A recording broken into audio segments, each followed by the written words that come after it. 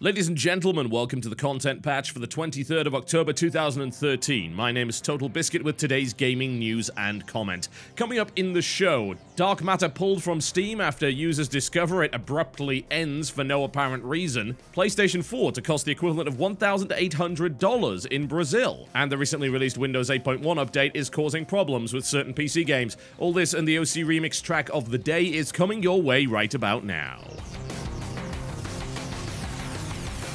The curious case of the disappearing Dark Matter has been going on for the past couple of days, and the latest update to it is that the game has been pulled from Steam and GOG entirely. It was revealed shortly after the game's release that the title abruptly ends about 4 hours in, with a scrolling text screen upon entering a room. There is no warning or no lead up to this, and the developer Interwave eventually admitted that this was because they had run out of money. This comes off the back of an attempted Kickstarter for the title, which failed to generate extra revenue, and as a direct result, the CEO Eric Schroeder said at present the end of the game may cause confusion and is not satisfactory. We sincerely apologize for this, as it is not of the standard we would expect. We are working to offer a more conclusive and satisfying ending to the game as we speak, and expect a fix to appear as soon as we are able to.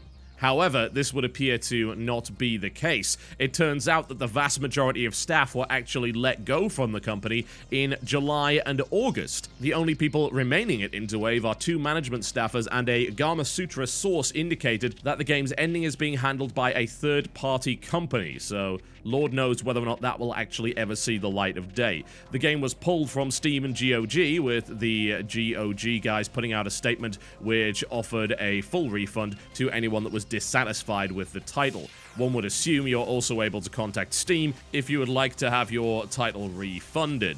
Originally, GOG had actually changed the description of the game to say the gripping first episode, which was something that the company was trying to push. Interwave was claiming it was actually intended to be an episodic game, but most people did not believe them, simply because it was never marketed in that way in the first place. So this is a damn mess. I've got to say, I'm pretty damn happy, though, that both GOG and Valve are stepping up to the plate in order to deal with this issue. This is something that we don't generally see from Steam. It's very rare for Steam to actually pull a game from the service, and it's really only happened, to the best of my knowledge, in this instance and with the War Z, which was taken off the service for a couple of weeks because of a bunch of false advertising in the description, which actually talked about features which were not there at all. So it is rare to see the beast awakening, I suppose, and dealing with this. It's not to say the game was actually bad. From what I played of it, no, it wasn't too terrible at all. It was actually pretty reasonable, but it's unfinished. That's the basic reality of it, and that can be very disappointing for people. Is $15 to $20, which is what they were asking for, a reasonable price for a 4-hour game? Potentially, but only if you wrap it up properly. I have a lot of patience for shorter games. I know, it makes a reasonable degree of sense, doesn't it? I have a very limited amount of free time, so if I can play a shorter game, I'm happy with it, as long as the price is right. I'm not okay paying too much for it, and I'm also not okay with just bad endings in general. I'd much prefer a 2-hour game with an excellent ending versus a 20-hour game with a lousy ending, and in this case, it's a short game with a bad ending. And the problem is, it's just misleading.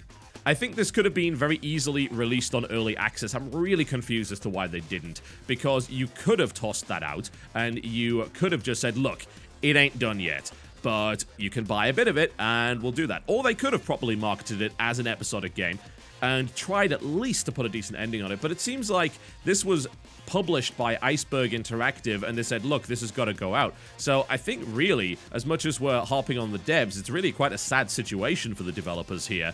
They failed the Kickstarter, they ran out of money, they obviously knew what they were doing, they didn't make a terrible video game.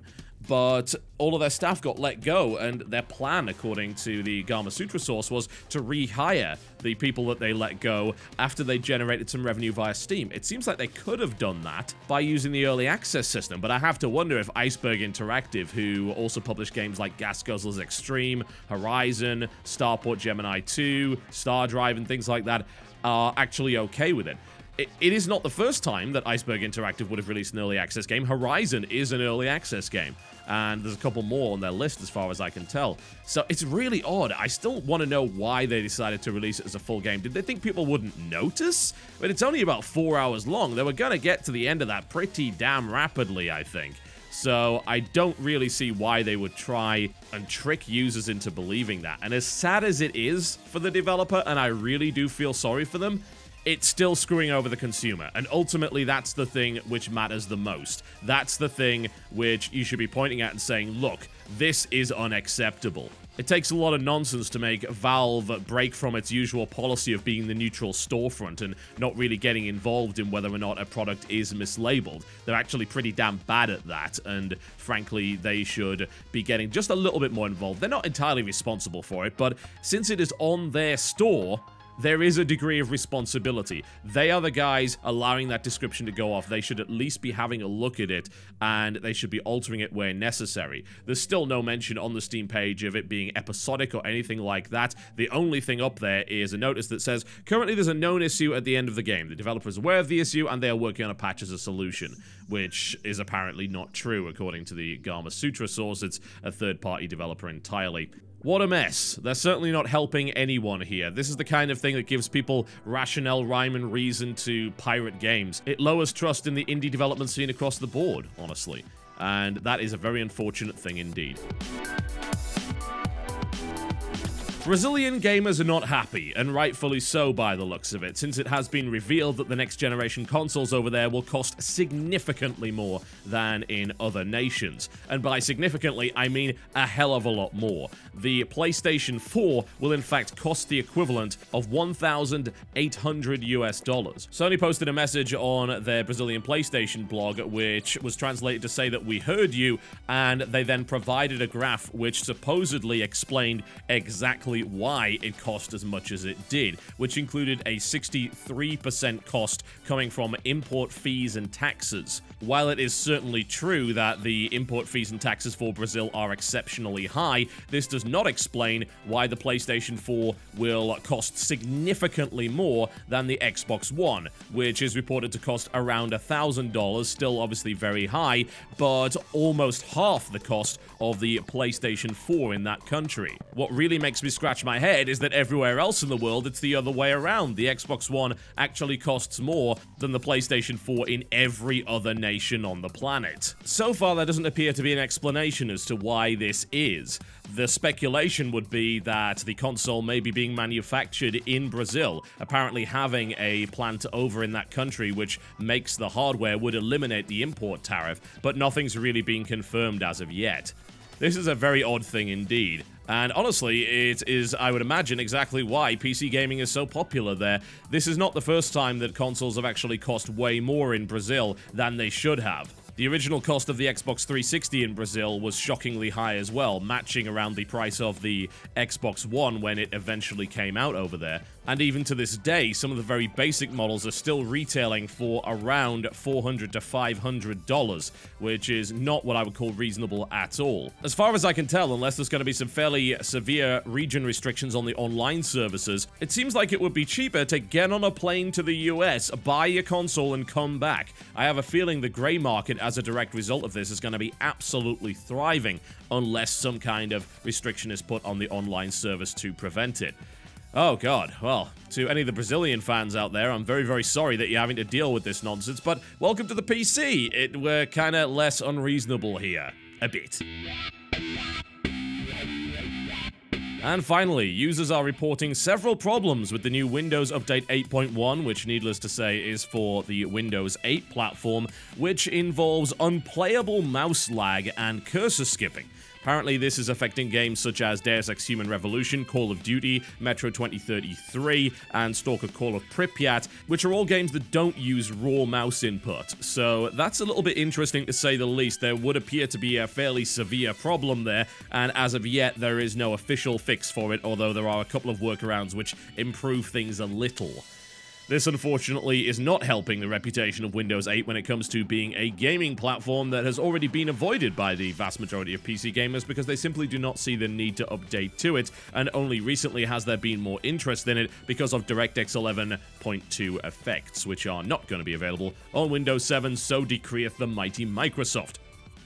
This is not a good time for this to happen for Microsoft, quite frankly, especially considering that we have perhaps reached the point in PC gaming history where people might even be willing to jump to a different operating system, and Valve is very much pushing them in that general direction with SteamOS. This is the last time that you want to make a screw up like this, because it is a wonderful piece of ammunition for those of us that are saying Microsoft doesn't really care about PC gaming anymore. Now, I do agree with that to some extent, and I've said it many times before. Look, it's a conflict of interest. You've got Windows versus the Xbox, essentially, and they make more money with the Xbox, so it's in their best interests to make sure that Windows does not outstrip the Xbox One. That's not what they want at all, and indeed, it's not been what they've wanted with the 360 either.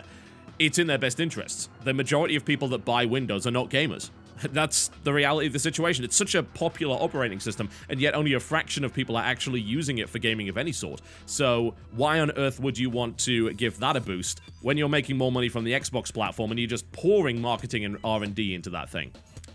That said, we should also bear in mind that this is not a Windows exclusive problem. When SteamOS comes out, I have no doubt there are going to be a lot of issues with that. There have been a lot of issues with gaming on Linux for the longest of times. And yes, it's great that Valve are behind it. It's fantastic. We may very well see SteamOS be a very useful operating system, and it could be the gamer's OS of choice. But do not believe that it will be without incident. It is definitely a problem for those running Windows 8 right now and trying to game on it, but to suggest that SteamOS will not have issues like that is, in my opinion, just a little bit naive. Regardless, the warning is clear. If you are gaming on Windows 8, do not update to Windows 8.1 as of yet until a hotfix has been released. Alright folks, that's me done for the day. Thank you very much for watching the content patch. Please check out my XCOM Enemy Within video. We managed to get that one up as soon as the embargo lifted, so there's a lot of new information, a lot of interesting stuff in regards to how the new expansion for XCOM works, and I've given my full impressions of the title as well. But before I go, I'd like to give you the OC Remix track of the day. If you're new to the show and you don't know what's going on here,